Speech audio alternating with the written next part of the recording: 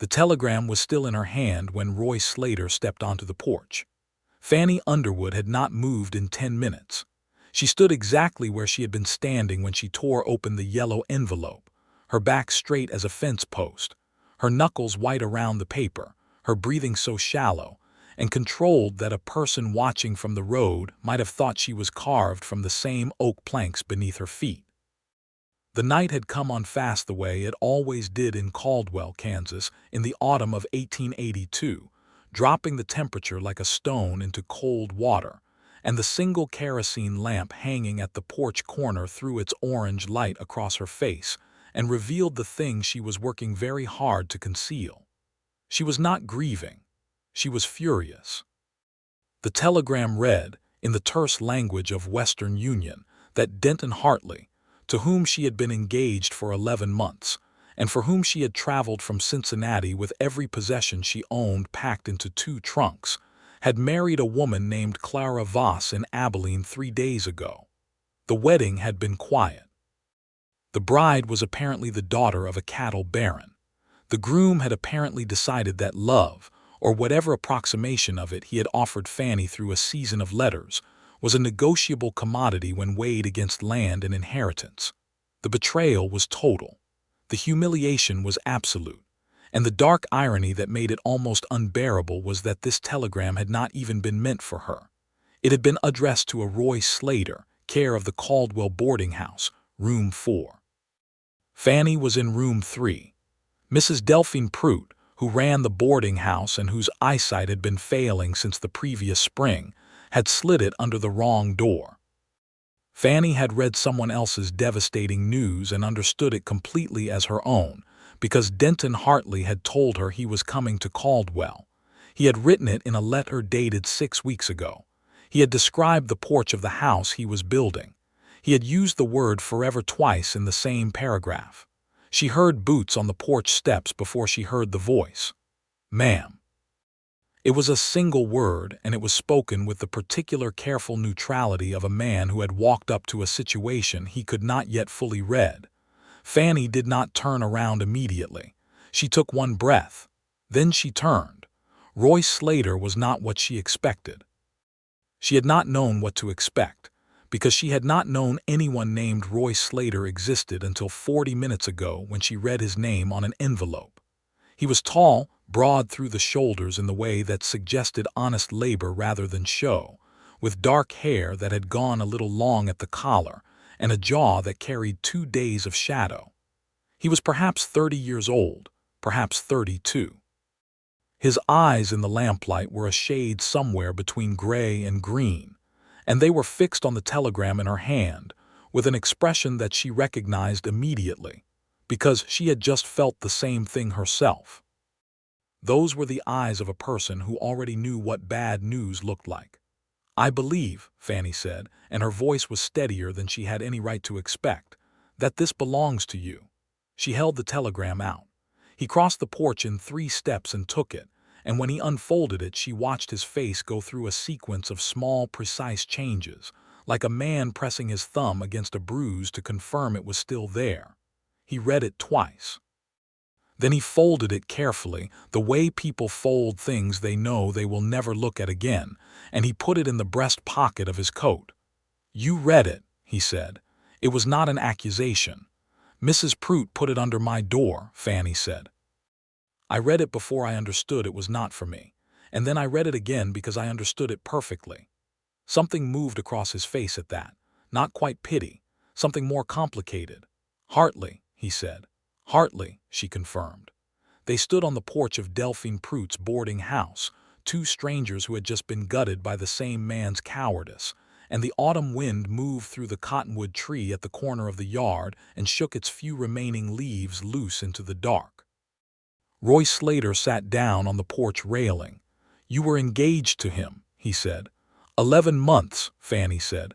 "I sold my father's house in Cincinnati to pay for the journey. I arrived here 8 days ago. I have been waiting for him to come." She paused. "He told you something different, I imagine." "He owed me money," Roy said simply. "A significant amount.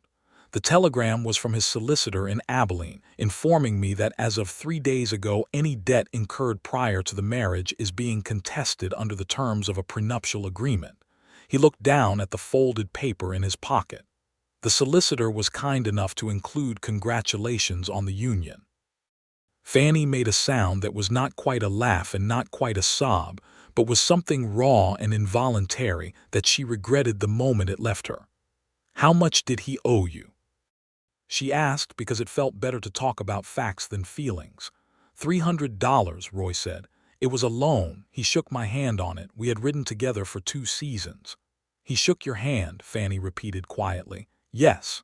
He wrote me letters," she said. "Beautiful letters. He used the word forever twice in the last one." Roy Slater looked at her with that complicated expression again, and for a long moment neither of them spoke. The lamp swung slightly on its hook, and their shadows moved together across the porch boards. "Would you like to sit down?" he asked, which was absurd given that it was technically her porch as much as his, but she understood what he was offering. Not a chair, a moment. Company in a very specific kind of pain. Fanny Underwood sat down.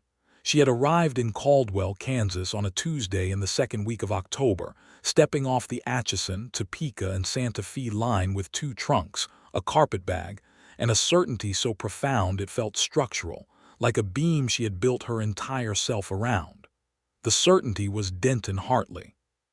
She had met him 2 years prior when he came through Cincinnati on business, and he had been charming and attentive and full of plans, the kind of man who made the future feel not just possible but inevitable.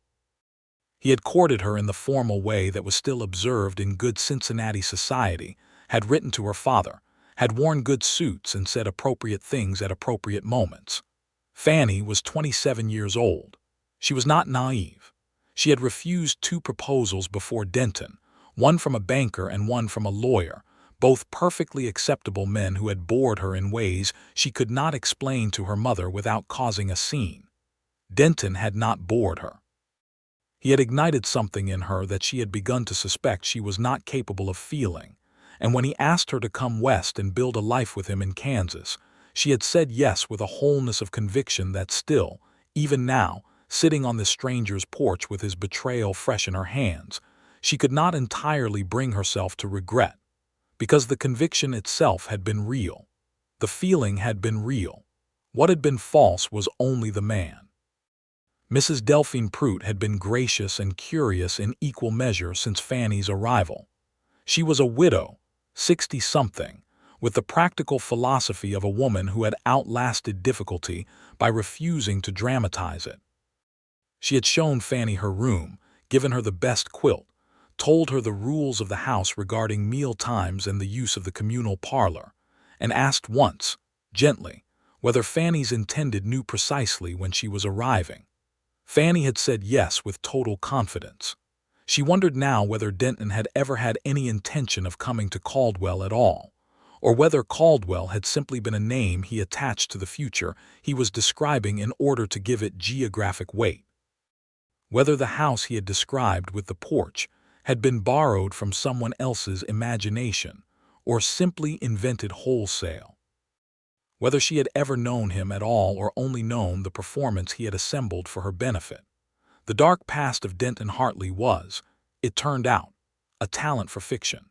She pushed the thought away and looked at Roy Slater, who was sitting with his forearms on his knees and his gaze directed at the middle distance, and she noticed that he was doing the same thing she was doing, which was the careful arithmetic of betrayal, adding up all the moments you should have seen coming and didn't. "How long have you been in Caldwell?" she asked. He seemed to surface from somewhere. 6 weeks, he said. "I came ahead of a cattle drive. I was supposed to meet Hartley here. We had a contract." He shook his head once slowly. He always had a contract. That was the thing about Denton. He made everything feel official, gave you the handshake and the paperwork and the whole performance. "Yes," Fanny said. "He was very good at performance." "Where are you planning to go?" Roy asked.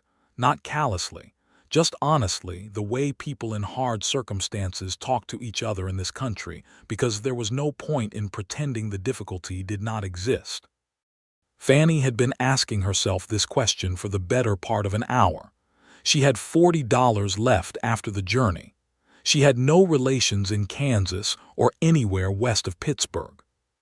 She had sold her father's house, which had been the last concrete thing connecting her to the life she had before, and she had done it with her eyes open and her hopes pointed forward, and the particular cruelty of her situation was that she could not even say she had been deceived into it. She had chosen it. She had wanted it. "I don't entirely know," she admitted, which cost her something to say. Roy nodded like that was a reasonable answer. "I have a sister in Wichita," he offered, and then stopped as if he had surprised himself by saying it. Fanny looked at him. "I wasn't asking for solutions," she said, not rudely, just clearly.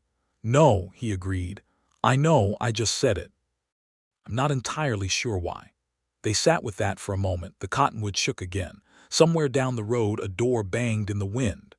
"Roy Slater," Fanny said, as if she were reading his name for the first time and finding it worth considering. "What do you do when you are not chasing men who owe you money?" The corner of his mouth moved. Not quite a smile, something approaching one. "I run cattle," he said. "Or I did. I had a spread outside Dodge City for 4 years, sold it last spring." He paused. "I was going to use Hartley's money to buy in on something new. And now? And now I have considerably less money and considerably more clarity about the character of people I thought I knew." "That is a very generous way to describe it," Fanny said. "I'm working on being generous," Roy said. "The alternative involves a great deal more anger than I currently have the energy for." Fanny looked at him. The lamp swung. His profile against the dark was composed and a little weary and very honest, and she thought that whatever Denton Hartley had taken from this man, it had not taken his basic dignity, and she found that she respected that considerably. "My name is Fanny Underwood," she said, which was formally unnecessary since they had already been talking for 15 minutes, but which felt right to say anyway. He turned and looked at her directly for the first time since he had sat down. "Roy Slater," he said, and they shook hands on the porch at 9 o'clock on an October night in Caldwell, Kansas, and something that neither of them had words for yet shifted slightly in the architecture of the evening. The next morning, Fanny came down to Mrs.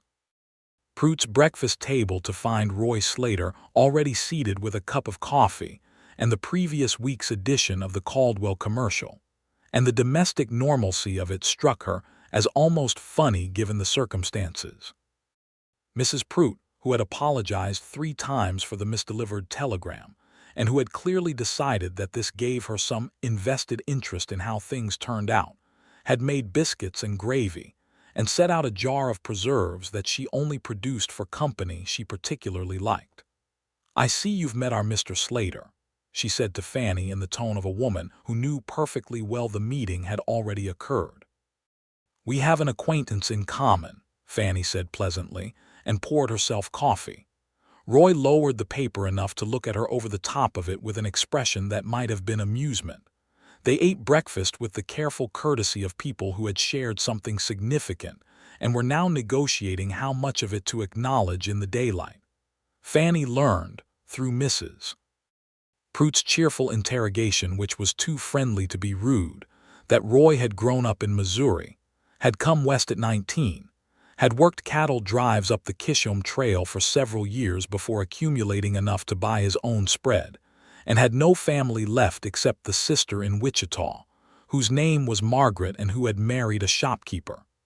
She also learned, without asking, that he had no wife, no children, and no current attachments. Mrs. Pruitt delivered this information with the precision of a woman who had decided something and was providing the supporting evidence. After breakfast, Roy stood and excused himself and then paused at the door of the dining room. "Miss Underwood," he said, "I'm going to the Western Union office this morning to send a reply to Hartley's solicitor. If you need to send anything yourself, I'm happy to accompany you." Fanny considered this. She did in fact need to send a telegram to her second cousin in Pittsburgh, who was the only person she had told about the engagement and who would be waiting for news. She had been putting it off because composing the message required deciding how to summarize what had happened, and she had not yet found a version that did not sound either pathetic or furious, and she was not willing to be either in writing. "That would be very kind," she said. They walked to the Western Union office on the main street of Caldwell together, which was not an intimate activity but which Fanny could tell was being observed by at least 3 people on the wooden sidewalk who would have opinions about it before noon. Caldwell in 1882 was a cattle town in the process of becoming something else. It sat at the southern edge of Kansas, just north of the Cherokee Strip, and it had all the roughness of a trail town combined with the beginning aspirations of a permanent settlement. There were solid brick buildings going up next to the older frame structures, and the main street had a hardware store, a dry goods, 2 saloons, a hotel, a livery stable, a doctor's office, and the Western Union, and it was busy enough on a weekday morning that Fanny did not feel conspicuous walking beside Roy Slater. She composed her telegram at the counter while he composed his. She wrote, "Safe. Plans changed. Will write when settled. Do not worry." She paid 12 cents for it and felt the particular relief of having communicated something true without having to explain anything. Roy had finished ahead of her and was waiting by the door when she turned around. He looked at her with something that was not quite a question. "I told my cousin not to worry," she said. He nodded. "That was kind." "She will worry anyway," Fanny said, "but she'll worry less if she thinks I'm not." They stepped back out onto the street. The October morning was bright and cold, the sky a hard particular blue that Fanny was beginning to associate with the Kansas plains, a blue so clean and absolute that it made the earth below it look very small and exposed. "What will you do?" she asked, and she meant it practically for today, but it came out sounding larger than that. Roy looked down the street toward the cattle pens at the far end of town, where there was still activity despite the season winding down. "I have some contacts," he said, "men I've worked with. There's a rancher named Bellamy who's been looking for a foreman out west of here. I was going to pass on it because of Hartley's deal. I might ride out and talk to him now." "That sounds sensible," Fanny said. "And you?" She looked at the dry goods store across the street. She had worked in her father's mercantile in Cincinnati for 6 years, from the time she was 17 until he died and the business was sold. She knew inventory and accounting and the particular art of managing a store so that it served people rather than merely transacted with them. "I am going to speak to the proprietor of the general store," she said. "I have some experience in trade." Roy looked at her. "Harker's. Is that the name?" "Tom Harker. He's been here 3 years, good man. His wife died in the spring and I believe the store has suffered for it." Fanny absorbed this. "Then perhaps I can be of some use to him." She said it matter-of-factly, the way you had to say things out here if you wanted to be taken seriously, and she saw Roy register the practicality of it with something that looked like respect. "I'll walk you over," he said. She almost told him she was perfectly capable of walking herself across a street. Then she decided it was not worth the energy of the refusal and let him walk beside her. Tom Harker was a lean man in his late 40s with a store that had indeed suffered. The shelves were imperfectly organized. The ledger on the counter was open to a page that suggested a man who understood trade but not the paperwork of it, and the woman who had apparently been helping him, an elderly Mennonite woman named Mrs. Friesen, who came in 3 days a week, was currently occupied entirely with the fabric bolts and could not assist the 2 customers who were waiting by the hardware side of the counter. Fanny spent 20 minutes in Harker's store without any intention of doing so, simply because she saw the problem and could not pretend she did not. She helped the waiting customers, asked Tom Harker 3 direct questions about his inventory system, and told him plainly that she was looking for employment and had 6 years of mercantile experience. Tom Harker looked at her for a long moment, looked at Roy Slater, who was leaning against the doorframe with an expression that gave nothing away, and then said, "Can you start Monday?" Fanny said, "I can start now if you like." She started then. Roy Slater left to go find the rancher named Bellamy, and Fanny spent the rest of the morning reorganizing Harker's eastern shelf and introducing herself to the customers who came in. And by noon, she had a job that paid $12 a month and a sense of purpose that was not quite satisfaction, but was something considerably better than the despair she had been sitting beside on the porch the night before. That evening at dinner, Mrs. Prout served venison stew and asked both of her boarders about their days with the practiced interest of a woman who genuinely cared about the people under her roof. Roy had ridden out to the Bellamy Ranch. He described it briefly. A solid operation, about 3,000 head, a rancher who knew cattle but needed someone to manage the men and the logistics of the winter preparation. He had accepted the position, which paid $40 a month plus board during the working season. "You'll ride out every day?" Mrs. Prout asked. "The foreman has quarters on the ranch," Roy said. "I'll move out at the end of the week." Something about the dinner changed texture when he said this, though Fanny could not immediately account for why. "You'll miss our breakfasts," Mrs. Prout said, and patted his hand. Roy smiled at her, and it was the first full honest smile Fanny had seen from him, and it changed his face considerably, made him younger and more open, and she found herself looking at it a moment longer than was strictly necessary. He glanced at her as if he felt the look, and she redirected her attention to her stew with complete composure. 3 days remained before he moved to the Bellamy Ranch. In those 3 days, Fanny learned things about Roy Slater in the incremental casual way you learn things about someone you eat breakfast and dinner with while conducting the business of your separate lives. She learned that he took his coffee black and strong, and that he was an early riser, often already reading at the table when she came down. She learned that he had read more widely than she would have guessed, that the book he was currently working through was a copy of George Eliot's Middlemarch that he had carried from Dodge City in his saddlebag, which was an unusual choice for a cattle foreman, and which she mentioned. "My sister sent it," he said. "She sends me books. It's her way of telling me she thinks I need civilizing." "And do you?" He looked at her over the top of the book. "Probably." She laughed, which surprised her.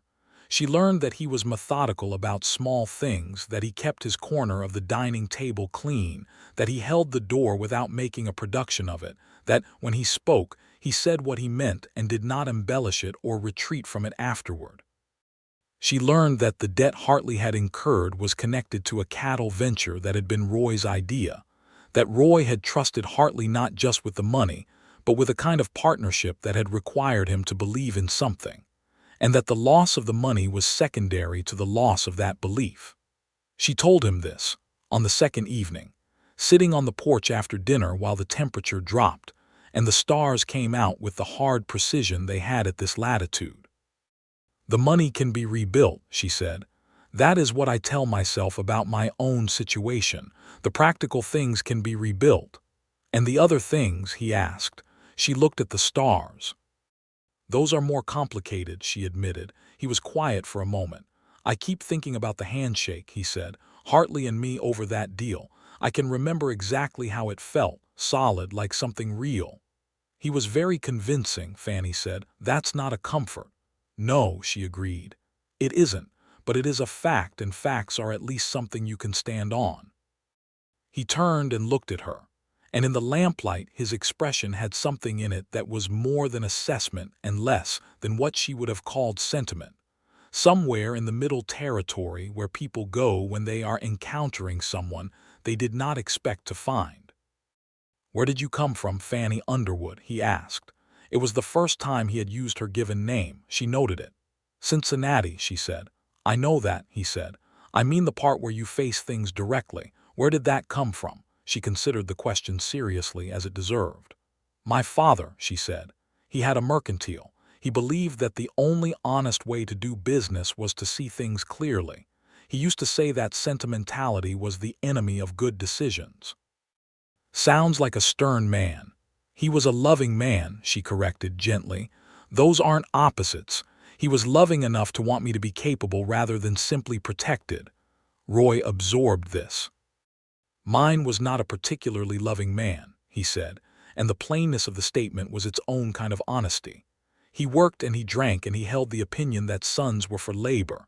I left at 19 to prove to myself that I was something other than what he thought I was. And are you? She asked. The corner of his mouth moved again in that almost smile that she was beginning to recognize and, she realized, to look for. Working on it, he said. On the third day before his departure, Roy found her in Harker's store in the late afternoon, where she was in the process of redesigning the inventory system to something that could actually be maintained by one person and 3-day-a-week help. He came in ostensibly for a box of matches and a tin of tobacco, both of which he found himself, but he lingered a little longer than the transaction required, watching her work with what she had come to understand was his characteristic focused attention, the kind that felt like respect rather than intrusion. "You're good at this," he said. "I was trained to be," she said, and then added, because honesty had become the operating principle between them, "and I like it. I like the clarity of it. Things have a value and a place and a purpose. That is satisfying." "You're going to fix this store," he said. "I'm going to help Mr. Harker fix his store," she corrected. Roy paid for his matches and tobacco and was almost at the door when he stopped. He stood there with his back to her for a moment, and she could see the slight tension in his shoulders that meant he was deciding something. He turned around. "I'm riding out to the Bellamy Ranch at first light Friday," he said. "It's 8 miles west on the Chicaskia Road. The work is steady and I'll be in Caldwell most Saturdays for supplies." He paused. "I'd like to call on you on Saturdays if that would be acceptable to you." The store was empty except for them and Mrs. Freeson, who was in the back room and making enough noise with the broom that she was clearly not listening. Fanny looked at Roy Slater, who had asked her with the straightforwardness that she was coming to associate with him as if it were a physical characteristic. No performance, no excessive flattery, no borrowed language. Just the direct statement of a want. She thought about Cincinnati. She thought about Denton Hartley and his beautiful letters and his word forever, and the telegram that had turned out not to belong to her, but which had described her situation exactly. She thought about how badly she had wanted something real, and how wrong she had been about what real looked like. She thought about a man who read George Eliot in a saddlebag, and told her he was working on being generous instead of angry, and who had shaken her hand on a cold porch and treated her like a person capable of managing her own grief.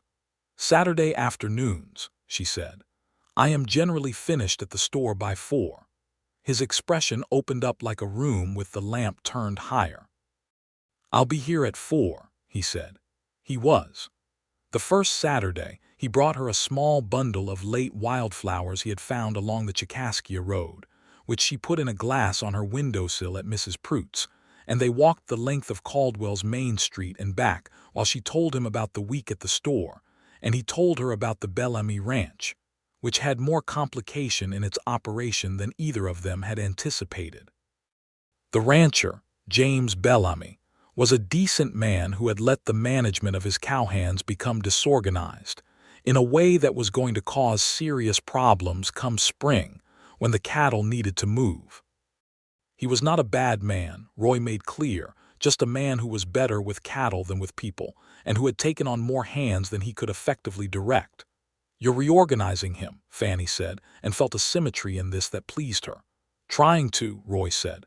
"Some of the men don't love the idea of a new foreman coming in and changing their arrangements." "Are you managing it?" "I have some opinions about that," he said, and the dry humor of it made her smile. They were walking in the late afternoon, and the light was going amber, and long the way it did on the plains in autumn, stretching everything out and making the ordinary world look briefly extraordinary. Fanny was aware of him beside her in a way she had not been at first, or perhaps had been but not acknowledged. He was steady and solid in a way that was not heaviness but something more like reliability, the particular gravity of a person who does not move toward things carelessly. She was falling toward him very carefully indeed. On the second Saturday, it rained, and they sat in the parlor of Mrs. Prute's boarding house with tea, and the commercial, while Mrs. Prout occupied herself with magnificent discretion by finding things to do in every room except the parlor.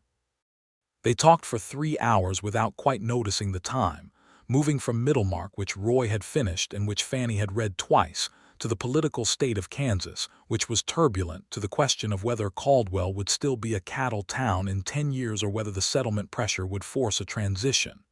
"It will change," Fanny said. "It is already changing. The railroad changed it, the quarantine line changed it. Give it another decade and it will be a different kind of town." "Does that bother you?" She thought about it. "Not particularly. Change is not the enemy. Stagnation is. A place that's alive changes." Roy was watching her with that expression she had begun to think of as his listening face, the one that meant he was not just hearing the words but considering them, weighing them against his own understanding and finding them worth the consideration. "You're planning to stay," he said. It was not quite a question, but it had the weight of one. Fanny set down her teacup. "I am planning to stay," she confirmed. "I sold my father's house. There is nothing in Cincinnati to return to except the memory of a life that did not have room enough in it. I came west because Denton Hartley offered me a reason, and the reason was false, but the direction is not. There is more room here. More possibility. I am not a person who requires the familiar in order to function." "No," he agreed. "You are not." He said it with a quiet certainty that she found more affecting than any elaborate compliment would have been, because it was not flattery. It was simply recognition. On the third Saturday, he brought her a book. It was a collection of natural history essays that had come through the Harker's store as part of a dry goods order, packaged with other goods by mistake and not claimed by anyone. He had asked Tom Harker about it, and Harker, who was not a reading man, had sold it to him for a nickel. Fanny held it and looked at him. "You did not have to do this," she said. "I know," he said. "My sister says you should do things because you want to, not because you have to. She's usually right." It was the third Saturday and the fourth week since they had met on the porch, and they were standing in front of Harker's store while the late October light made the street look like a painting, and Fanny was holding a nickel book of natural history essays and looking at Roy Slater and feeling something she recognized with a clarity that was almost frightening. She was not lonely anymore. The feeling that had been so much a part of her in Cincinnati, the specific loneliness of being competent and capable and fundamentally unpartnered, of moving through her days efficiently but without someone to whom the day genuinely mattered, that feeling had been slowly, carefully, in the space of 4 Saturday afternoons, replaced by something else. She did not say this. It was too soon to say it. But she kept the book on her windowsill next to the dried wildflowers, and on the evenings when the wind came hard across the plains, and the boarding house felt small and temporary, she looked at them and felt less temporary herself. In November, a situation arose at the Bellamy Ranch that tested Roy's character in a way he described to Fanny the following Saturday with the honest, careful account of a person working through something that had not fully resolved. One of Bellamy's cowhands, a man named Cutter Pierce who had been on the ranch for 2 years and had assumed he would take the foreman position, had been making things difficult since Roy's arrival.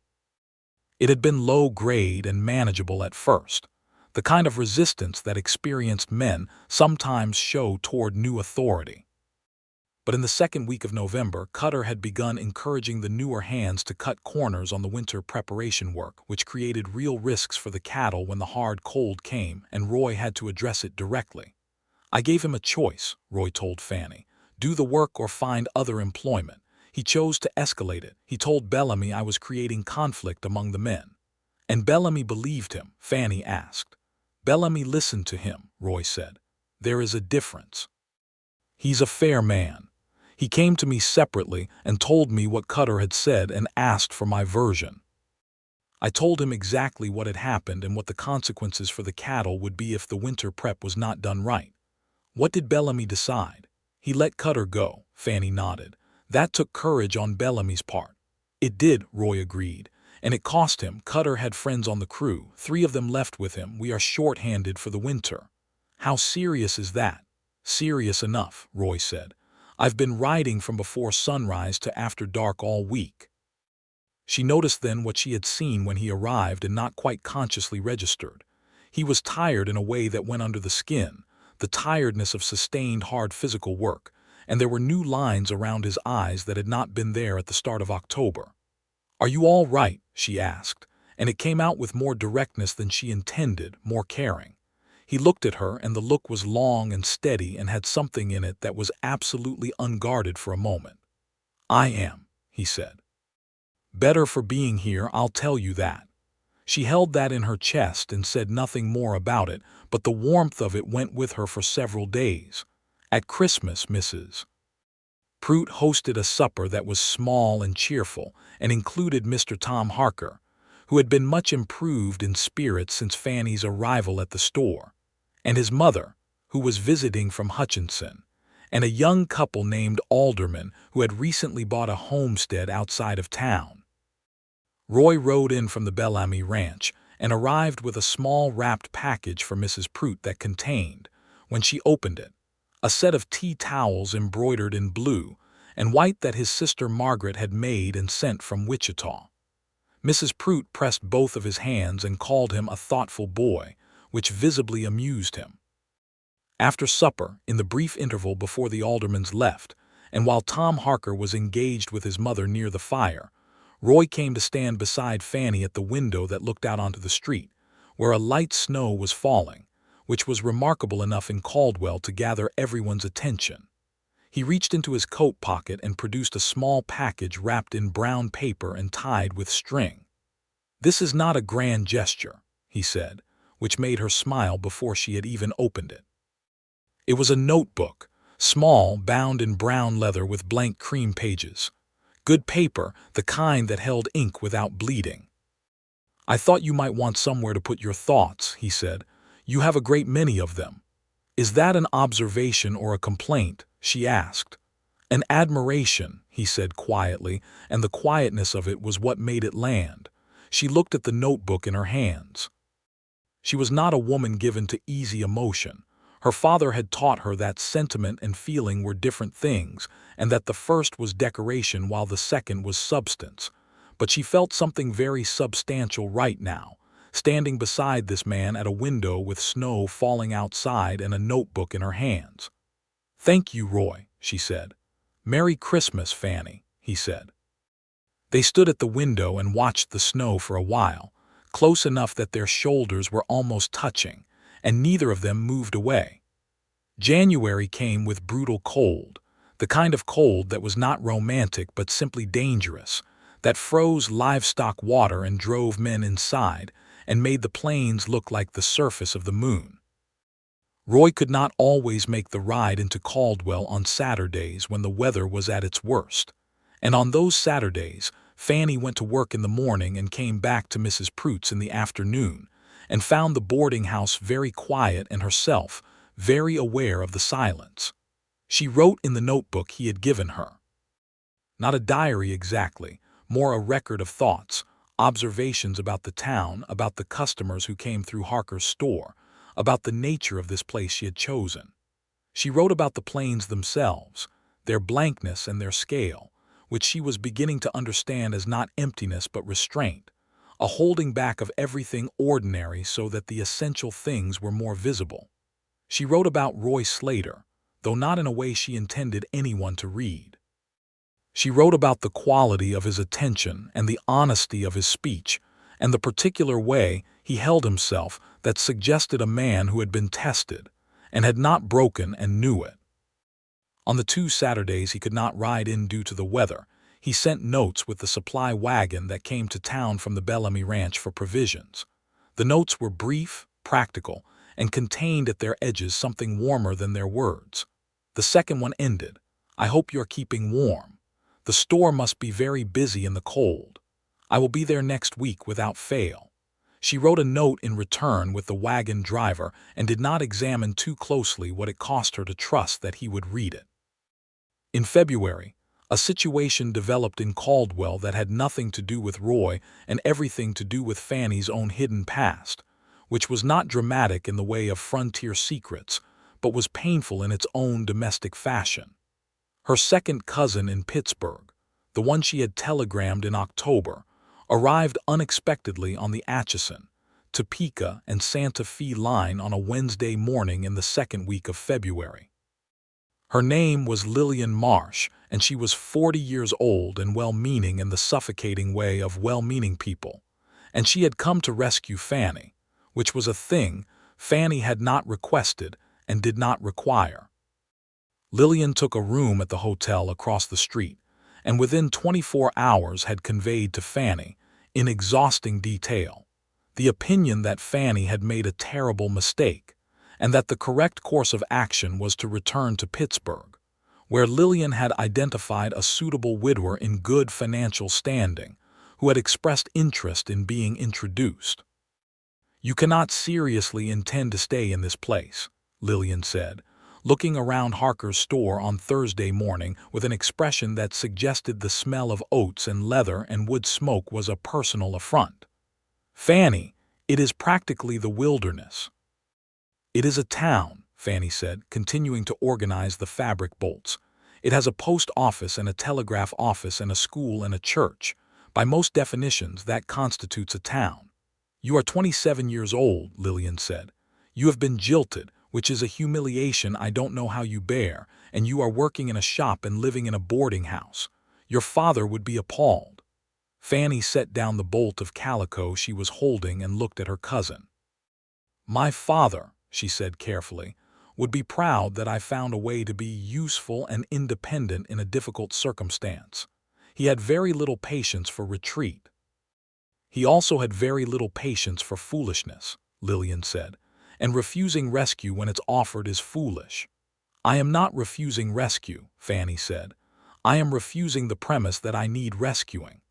They went several more rounds in this fashion, and Lillian left the store in displeasure, and Fanny went back to work with more energy than the fabric bolts strictly required. That Saturday, when Roy came in from the ranch, she told him about Lillian with the directness that was by now their established mode of communication, sitting at the corner table in Mrs. Pruitt's parlor with coffee. He listened to all of it. He did not immediately offer an opinion, which she appreciated. "What do you want?" he asked when she had finished. "To stay," she said. "I want to stay." "Then stay," he said simply, as if that settled it. "My cousin believes I am staying for the wrong reasons," Fanny said. "She has made certain assumptions about my motives." She watched him absorb the implication of this. His expression did not change in the dramatic way it might have in a lesser person, just settled into a more considered attention. "What do you want to tell her?" he asked. This was, she realized, the question she had been circling. She looked at her coffee cup. She looked at the window, where February light came in flat and clear. She looked at Roy Slater, who was sitting across the small table from her and who was looking at her with the complete honest attention that she had come to regard as possibly the most valuable thing she had encountered in this state. "I want to tell her that I have found something true here," Fanny said, "after something very false, and that I am not willing to leave it." Roy was quiet for a long moment. "Fanny," he said. "Yes," she said. "I need to say something, and I would like you to hear it without deciding what to do about it until you're ready," he said. She nodded. "I came to Caldwell to settle a debt," he said. "And instead I found something I did not know I was looking for and have been looking for anyway, in the way you look for things when you don't entirely admit you're looking. I have spent 4 months being more glad than I can reasonably explain that Mrs. Pruitt slid a telegram under the wrong door. I am not asking you for anything right now. I am only telling you that what you said is true in both directions." She looked at him. The room was very quiet and the February light was very clear, and she felt the particular sharp fear of a person standing at the edge of something real, a fear that is not the fear of falling but the fear of wanting to. "I know," she said. "I know it is." He reached across the table and put his hand over hers, and that was all, but it was the whole of everything. And they sat like that for a while with the coffee going cold and the light moving across the parlor floor. Lillian Marsh left for Pittsburgh on Monday, unsatisfied but finally accepting that Fanny could not be moved. She embraced Fanny at the station with genuine affection underneath the frustration and said, "I hope you know what you're doing." And Fanny said, "Not entirely, but that has never stopped me," and watched the train take her cousin east. She walked back to Harker's store in the February cold and felt more certain of her place than she had since arriving.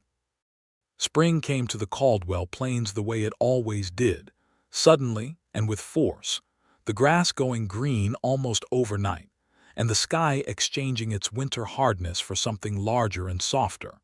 And with the spring came the cattle season, and with the cattle season came the full weight of what being a foreman on a working ranch actually required of a man. Roy was rarely in Caldwell before late afternoon on Saturdays now, sometimes not until close to 6, and he arrived looking like what he was, a man who had been on horseback since before dawn managing a large-scale operation in its most demanding period. Fanny adjusted. She kept Saturday evenings deliberately clear and learned to have supper waiting at Mrs. Pruitt's, or rather negotiated with Mrs. Pruitt to do so, which Mrs. Pruitt agreed to with an alacrity that made it clear she had been waiting to be asked. They developed a ritual without consciously constructing one, Roy arriving and washing up and coming to the supper table, while Mrs. Pruitt tactfully found things to do in other parts of the house, and spending 2 or 3 hours in the particular domesticity of a shared meal and conversation that had by now accumulated enough history to refer back to itself. He told her about the cattle, the numbers, the conditions, the decisions that needed to be made in the next weeks. She told him about the store, the customers, the small social history of the town that came through its commerce. They talked about what they were reading, because both of them were readers, and about the larger events of the world as they came through the newspapers, and about the future, which they had begun to reference in the first-person plural in a way that was unplanned and had not been remarked upon but which both of them noticed. In April, Roy asked Tom Harker's permission to formally court Fanny. Tom Harker, who had no authority in the matter whatsoever but who was the closest thing to a family connection Fanny had in Caldwell, and who understood that the gesture was about respect rather than permission, shook Roy's hand and said he thought that was a fine idea. Roy told Fanny about this conversation the following Saturday with a slight formality that she found touching in its transparency. "I spoke to Tom Harker," he said. "He told me," she said. "I suppose I should have told you first," he said. "I suppose you should have," she agreed pleasantly. "Are you annoyed?" She considered this. "I am amused," she said, "and moved. Those are not in conflict." He relaxed a degree. "Fanny," he said.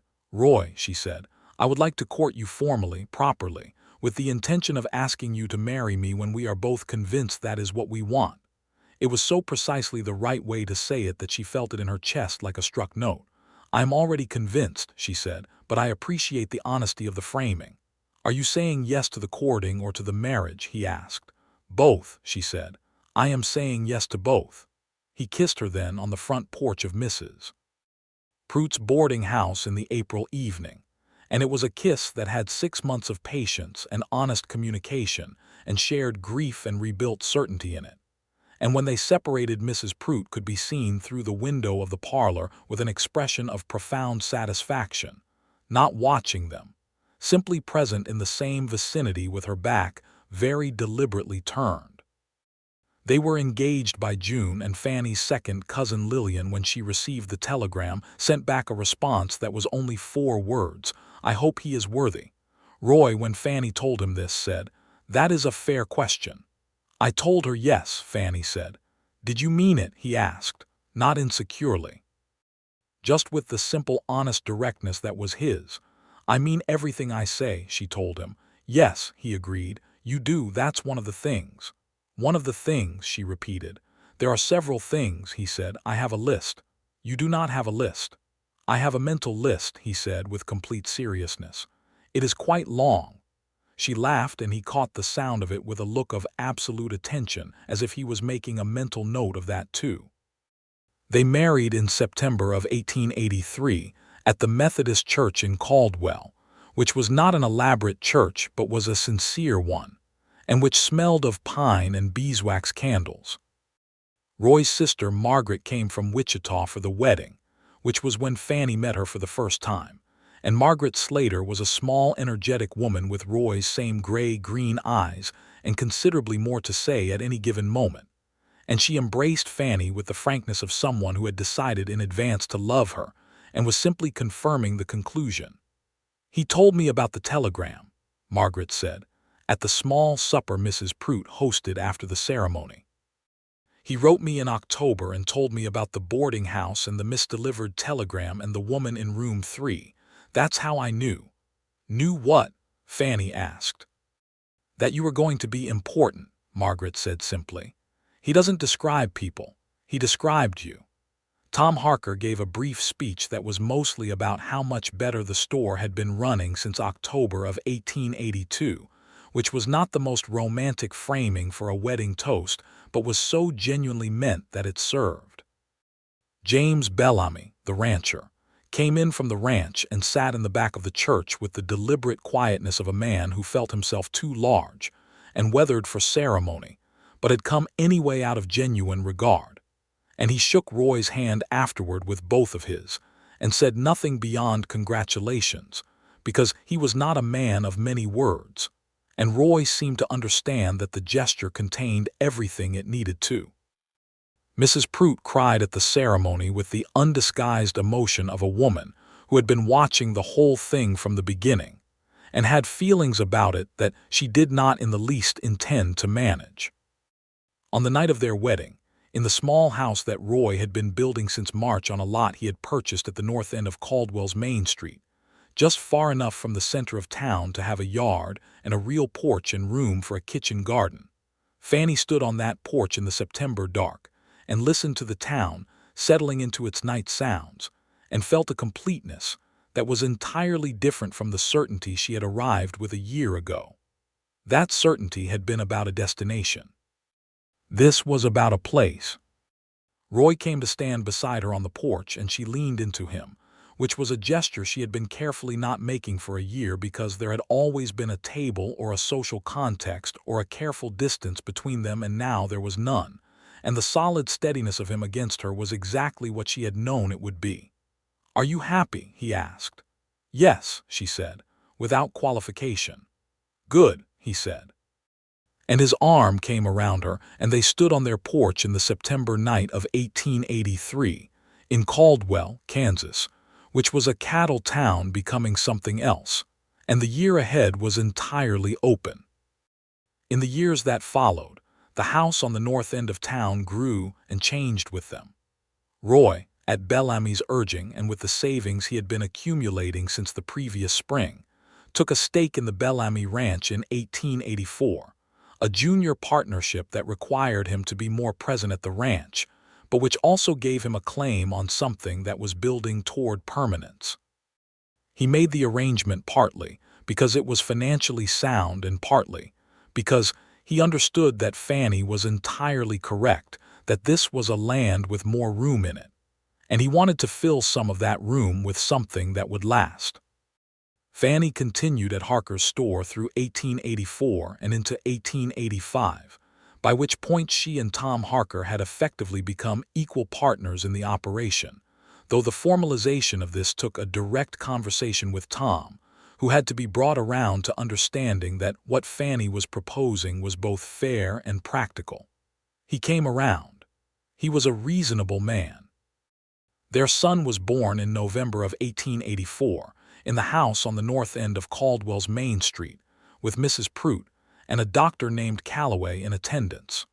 Roy, who had been managing the anxiety of the thing for 8 hours in the kitchen with deliberate activity, was told the news by Mrs.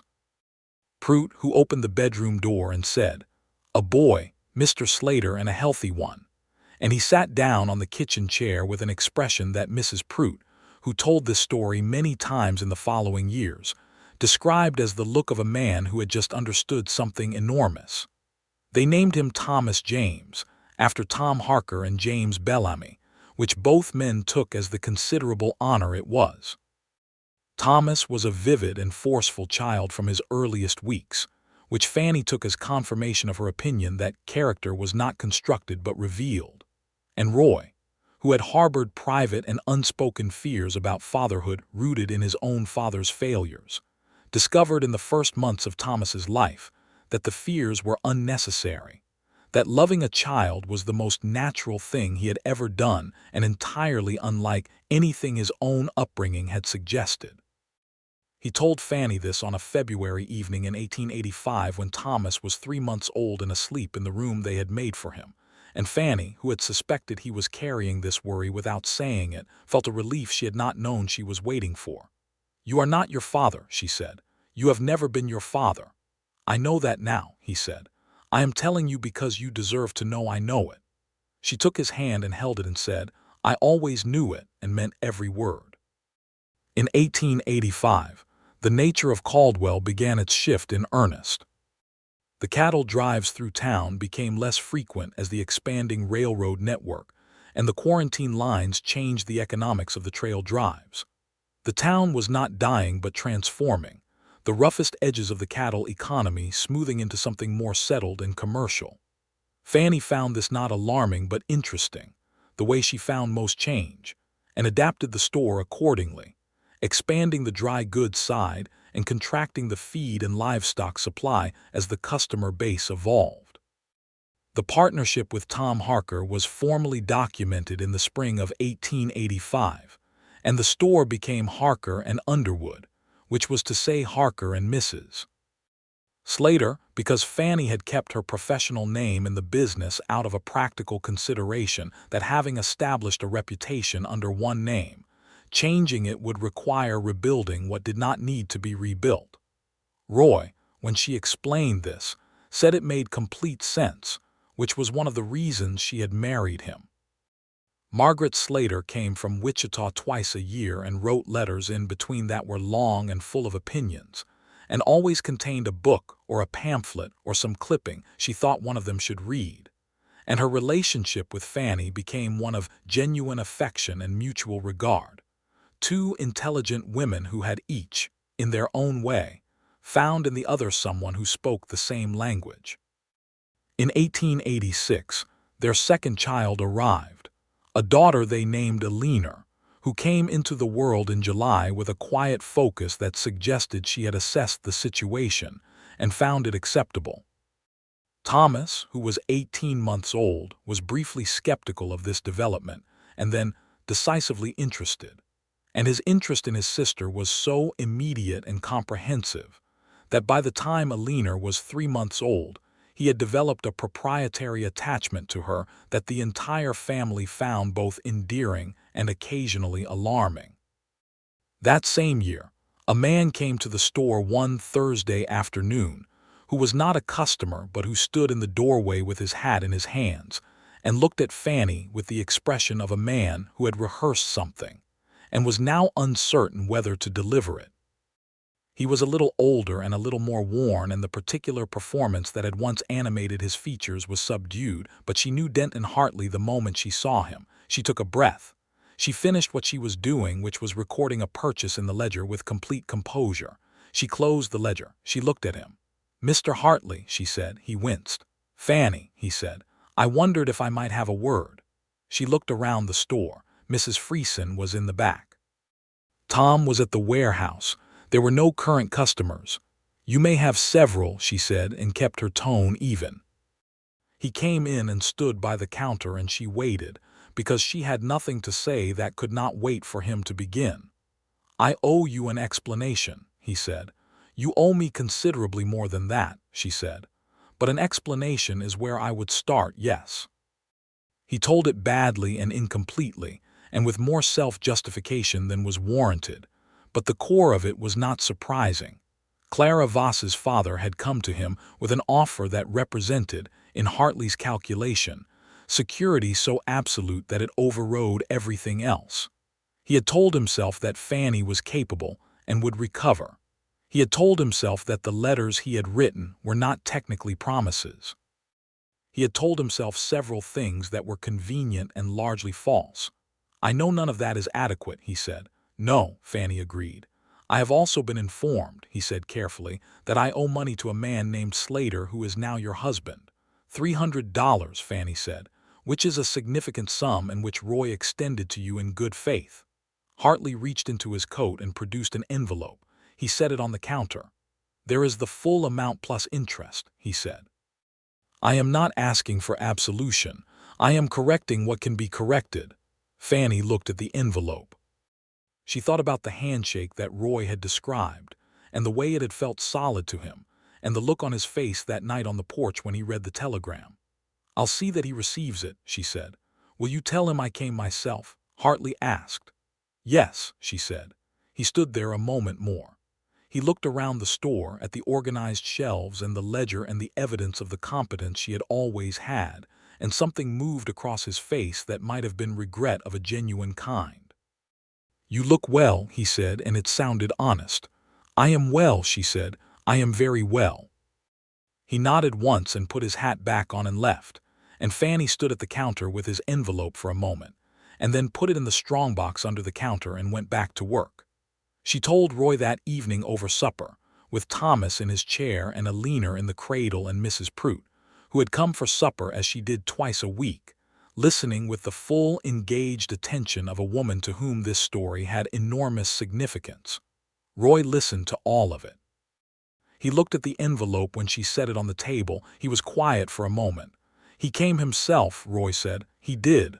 That took something, Roy said, not generously, not absolvingly, just honestly. It did, Fanny agreed. It does not undo what he did, but it is what it is. Roy picked up the envelope. He held it for a moment and then set it down again. We can use this, he said. There's a lot at the ranch that needs capital. Bellamy wants to expand the east pasture. Then use it for that, Fanny said. Good, he said, and that was all. And they had their supper and Mrs. Prout held Alina and Thomas dropped his biscuit on the floor twice with the cheerful purposefulness that was characteristic of him. And the evening was ordinary and full and complete. It was, Fanny thought, exactly what forever looked like when it was real. The years continued with the particular momentum of a life being fully lived. In 1887, Roy's partnership in the Bellamy Ranch became a majority stake when James Bellamy, who was 60 and had no children and who had come to regard Roy with the affection of a man toward the son he had not had, began the process of transferring ownership with the plan to retire to Wichita near his brother's family. The transaction was careful and legal and fair to all parties, and by 1888, Roy Slater was the primary owner of what had been the Bellamy Ranch, which he renamed the Slater Cattle Company in a manner that was less about ego than about the clarity of ownership. He told Fanny the new name over breakfast with the slight questioning note of a man not entirely certain of his own presumption. Is that all right? He asked. She looked at him over her coffee. Roy, she said, you have been running that ranch for 6 years. It is yours. Name it what it is. Slater and Underwood, he offered. I have a store, she said. You have a ranch. Keep them separate. He smiled at her with the full smile that still changed his face in the way it had that first week, making him younger and more open. And she thought, not for the first time and not for the last, that she would never be finished finding things to love about this man. Thomas started school in 1890 and demonstrated immediately that he had inherited his mother's practicality and his father's stubbornness, in proportions that his teacher, a young woman named Miss Barker, who was perhaps 22 and very earnest, found challenging. Roy had a conversation with Thomas about the distinction between confidence and obstinacy that Fanny overheard from the kitchen, and which she felt demonstrated every quality she valued in his father. Being right is not enough, Roy told Thomas, who was 6 years old and listening with the serious, focused attention he applied to everything. Being right in a way that closes the other person off means you'll be standing alone with your right answer and no one to share it with. Being right in a way that invites someone else to understand it, that is the thing worth working on. Thomas considered this. Is that how you manage the cowhands? He asked. Roy blinked once, which was as close as he came to being caught off guard. It is. he said. Then I can learn it, Thomas said, with the logical economy of a child who had assessed the evidence and found the conclusion acceptable. Eleanor, at 4, was watching this conversation with the quiet intensity she brought to everything, and said nothing, which was entirely characteristic, and understood everything, which was also characteristic. Margaret Slater visited in the autumn of 1890 and spent 3 weeks, which was the longest visit she had made. And in those 3 weeks she and Fanny had conversations that ranged from the practical to the philosophical, and which Fanny recorded in the notebook Roy had given her that first Christmas, filling pages with the particular density of 2 intelligent women talking without reservation.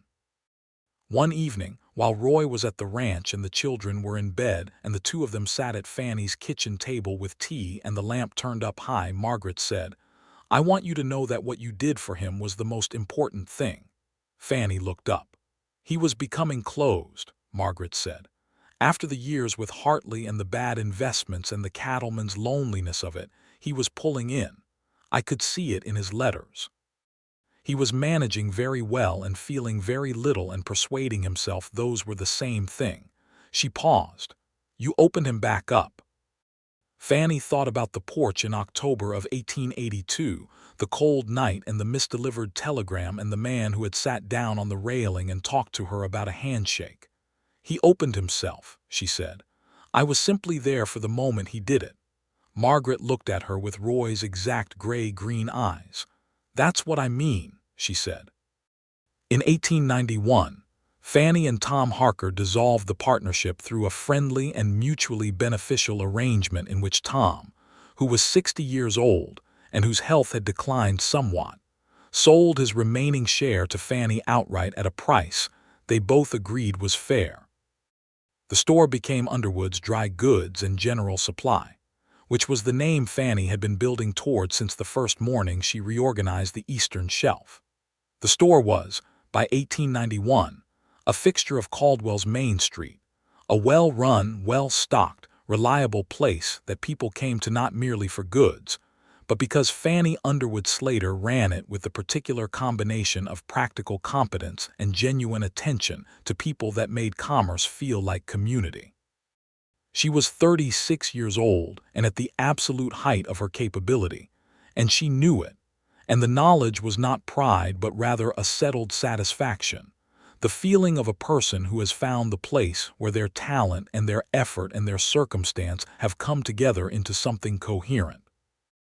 Roy was 38 and running a cattle operation that was among the most efficiently managed in the region, with a reputation that came not from scale but from quality, a fact that Fanny had pointed out to him when he was tempted to expand faster than the management capacity justified.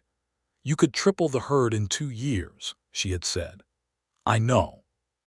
And then it would be too large to manage well, and the quality would fall, and the reputation would follow." He had looked at her with the steady attention he gave to everything she said. "You think I should hold the size and improve the quality." "I think you should hold the size and improve the quality," she confirmed. He held the size and improved the quality. The following year, a cattle buyer from Chicago came specifically to the Slater Cattle Company because the quality reputation had reached him, and the price he paid per head was 20% above the regional average. Roy told her about this over supper with the quiet satisfaction of a man whose instincts had been confirmed, and then said, "You were right." "I know," she said pleasantly. "You don't have to be that pleasant about it," he said. "I'm celebrating my own good judgment," she said. "Let me have it." He laughed, and Thomas and Eleanor, who were 8 and 5 respectively, looked up from their plates at the sound of their father's laugh with the particular expression children have when they witness their parents being happy together, an expression that is part comfort and part wonder and entirely certain. Mrs. Prout, who was 70 and slowing, moved from the boarding house to a smaller room in the house of her niece in 1892, an event that was emotionally significant for both Fanny and Roy. They had maintained their connection with her throughout the years since the boarding house, and the move was not a loss but it was a change, and Fanny made a point of visiting regularly with the children, who knew Mrs. Prout as a fixed and beloved element of their world. Mrs. Prout, for her part, told the story of the misdelivered telegram with increasing embellishment and detail at every telling, such that by 1892, the story had acquired elements of drama and coincidence that were not entirely accurate but which were entirely true in spirit. And Fanny had stopped correcting the embellishments because she understood that Mrs. Prout was telling the story not of what had happened, but of what it had meant. In 1893, a third child arrived, another son, born in April with the mild weather and the first of the spring grass coming in. They named him William, after no one in particular, but the name felt right, and he arrived into a household that was full and warm and had room for him in every sense. Thomas, at 8, received his brother with the solemnity of a boy who understood that this was a significant addition to the arrangement. Eleanor, at 6, was immediate and practical, and began discussing William's management with a confidence that Roy told Fanny privately was more than a little terrifying. "She is going to run something," he said. "Several somethings," Fanny agreed. William himself was an easy child, content and observant, with Fanny's steady gray eyes and Roy's dark hair, and the particular gift of finding things funny that made him a pleasure from his earliest months. The house had grown by this point, 2 additions since they had moved in, a proper parlor and a room for the children, and the kitchen garden Fanny had planted in the spring of 1884 had become an established fact of the yard, producing through the season with the reliability of a thing that has been tended with consistent care. In the evenings, when the work was done and the children were in their various states of sleeping or pretending to, Roy and Fanny sat on the porch, which was the same activity they had begun on a stranger's porch in 1882, and which had never entirely lost its quality of deliberate presence, of 2 people choosing to be in the same place at the same time for no reason other than that it was better together. She had her notebook, long since filled and replaced by several more. He had whatever book Margaret had last sent, or the newspapers, or sometimes nothing, just the plains and the night and the particular quality of Kansas air that was different from every other air in the world, according to Fanny, who had by this point enough comparison to make the claim. "What are you thinking about?" he asked her, on an evening in the summer of 1893, with William not yet 3 months old and the summer going long and hot and golden. She was thinking about a porch in October 1882, and a telegram she had not meant to read, and the particular gift of a misdirection that had brought her to the exact right place. "I'm thinking about Mrs. Prout's eyesight," she said. Turned and looked at her. It was failing even in 1882, she said. She could see shapes but not fine detail. The room numbers on the envelopes were very small. "Yes," he said, "that's right. It occurs to me," Fanny said, "that the entire course of my life since October 1882 rests on one woman's failing eyesight in 2 rooms with similar numbers and a Western Union runner who moved too fast." "Rests on more than that," Roy said. "Yes," she agreed, "but begins there." He reached over and took her hand, which was the gesture that was no longer new but had never become unremarkable, and they sat with it, the weight and the warmth of 11 years of a life being built together. "Fanny," he said. "Yes," she said. "I am going to tell you something I have been wanting to say properly for some time." She looked at him. In the fading summer light, with the gray at his temples that had come in the last 2 years and the lines in his face that were the lines of weather and work and she liked to think a great deal of laughter, he was the most familiar and the most endlessly interesting face in her world. "Tell me," she said. "I loved you before I knew I was going to," he said. "That first week. The way you told me the telegram was not yours, but you had read it twice because you understood it perfectly. The way you went across the street the next morning to ask Tom Harker for work. The way you sat at that breakfast table and were neither defeated nor performing. I loved you before I had any right to and spent 6 months being very careful about it." She looked at the clasped hands in her lap, his and hers. "I know," she said. "I knew. You never said. You were being careful," she said. "I was respecting it. "Were you being careful too?" "I was being terrified," she said honestly. "Not of you. Of being wrong again. Of trusting a feeling and having the feeling be right and the person be wrong." Denton Hartley was a very effective lesson in the difference. And was I the wrong person? She looked at him. She thought about 11 years and 3 children and a store and a ranch and a life that had turned out to be the exact shape of what she had been trying to describe to herself when she said yes to the journey west. She thought about how the feeling had been right from the beginning and the person had been right, and the two things together made the whole. "Roy," she said, "you were the first right person I had ever encountered." He brought her hand to his mouth and pressed his lips to her knuckles in the old formal gesture that he had never quite stopped doing in private moments, and she felt it in the way she felt all the gestures of tenderness, as evidence of a substance that had not diminished in 11 years and showed no signs of doing so. The summer night settled around them. From inside the house came the small sounds of sleeping children and the domestic quiet of a house in rest. The cottonwood in the corner of the yard moved in the evening wind, and Fanny thought of another cottonwood in the yard of another house, Mrs. Pruitt's boarding house on a cold October night, and the way its leaves had shaken loose into the dark while two strangers sat on a porch and assessed their separate damages and found, in the process of doing so, something that was not damage at all. She was 52 when Roy sold the Slater Cattle Company to a consortium of buyers from Kansas City, a transaction they had discussed for 3 years and finally executed in 1907, when the economics of the cattle industry had changed enough to make the partnership structure impractical, and the scale of the operation was large enough that the sale price set them completely at liberty. By that time, Thomas was 23 and managing the eastern portion of the property they retained, having decided at 19 that he wanted ranching over everything else, and having proved his decision correct through sheer competent persistence. Alina was 21 and in Wichita studying with a woman who ran a commercial school, preparing herself for something she had not yet fully described to anyone, but which everyone who knew her suspected would be considerable. William was 14 and in school in Caldwell, and demonstrating the particular gift for numbers that Fanny recognized as her own, and which she had been quietly cultivating since he was 8. The store, Underwood's Dry Goods and General Supply, had become Fanny's life's professional work, and she had no intention of selling it.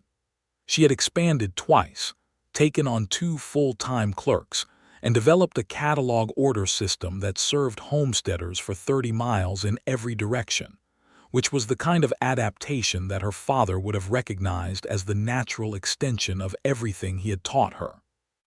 Roy, freed from the daily demands of the ranch, spent the years after 1907 in a state of energetic semi-retirement that involved an increasing involvement in Caldwell's civic development. He served on the town council for 4 years, was instrumental in the negotiations that brought a new school building to the north end of town, and maintained with characteristic understated effectiveness the kind of influence that comes from being the person everyone trusts to tell the truth. Margaret, who had been widowed in 1905 when her husband died of a sudden illness, came to live in Caldwell in 1908, in a small house 2 streets from Roy and Fanny's, and the presence of her sister-in-law at close proximity was something Fanny had arranged with a combination of direct invitation and practical argument that had taken 3 letters to accomplish. Margaret arrived on the Atchison, Topeka, and Santa Fe line, which was the same line Fanny had arrived on 26 years earlier, and Roy met her at the station.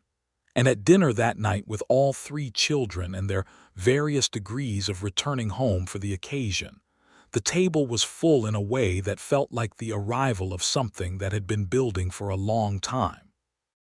Mrs. Delphine Pruitt passed away peacefully in the winter of 1909, in the house of her niece, where she had been living for 17 years, surrounded by people who loved her.